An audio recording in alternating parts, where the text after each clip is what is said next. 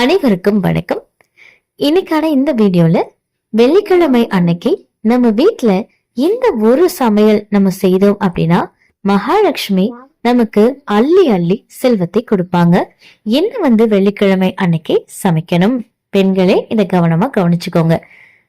வெள்ளிக்கிழமை அப்படின்னாலே அந்த நாள் ரொம்ப விசேஷமான ஒரு வழிபாட்டுக்குரிய நாளா தான் நம்ம பாக்குறோம்.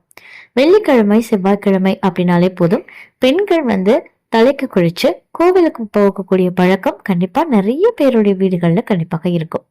சோ அப்படிப்பட்ட இந்த வெள்ளிக்கிழமை அப்படின்னாலே அம்மனுக்கு உகந்தது. முக்கியமாக பணத்திற்கு அதிபதி, செல்வத்திற்கு அதிபதியாக விளங்கக்கூடிய மகாலட்சுமிக்கு உகந்த நாள் அப்படின்னு சொல்லப்படுது.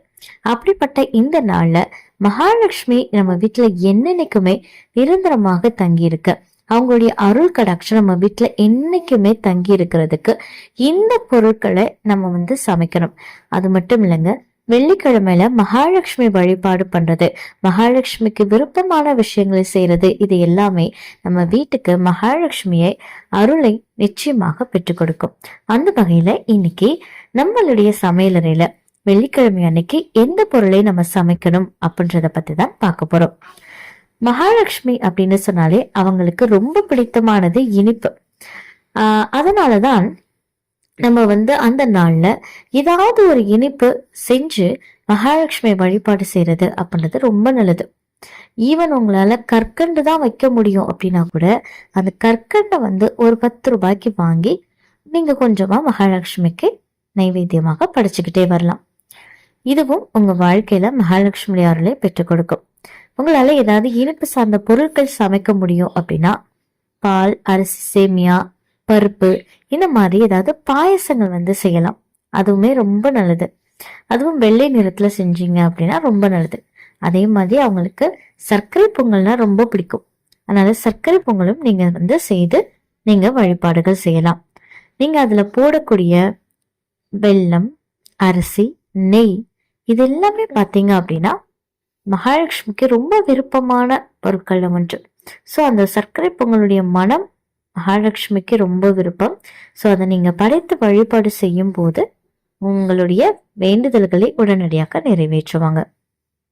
அதே மாதிரி அந்த நாள்ல எக்காரணம் கொண்டும் அசைவ உணவுகள் வீட்டுல சமைக்கிறத தவிர்த்துக்கிறது அப்படின்றது ரொம்ப நல்லது. இப்ப நீங்க காய்கறிகள்லயே பாத்தீங்க அப்படின்னா முக்கியமாக இந்த கசப்புத்தன்மை இருக்கக்கூடிய பாகற்காய், அப்புறம் கசப்பு சிவ இருக்கக்கூடிய கீரைகள், இது எல்லாமே அன்னைக்கு தவிர்த்துக்கிறது அப்படின்றது ரொம்ப நல்லது. நீங்க அன்னைக்கு மோர் குழம்பு, பருப்பு குழம்பு, இதெல்லாமே கூட தாராளமாக செய்யலாம்.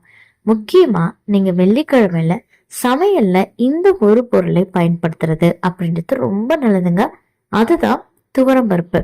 எல்லாருடைய வீட்லயுமே இருக்கக்கூடிய அந்த துவரம் பருப்பு பாத்தீங்கன்னா மகாலட்சுமி அருளை நமக்கு பெற்றுக் கொடுக்கும். இது நமக்கு பாத்தீங்க அப்படின்னா சாம்பார் மாதிரி செய்து நம்ம சாப்பிடலாம். பொதுவாகவே வெள்ளிக்கிழமை அப்படின்னா எல்லாருமே சாம்பார் தான் வைப்போம். அதுக்கு காரணம் என்ன அப்படின்னா இதுதாங்க.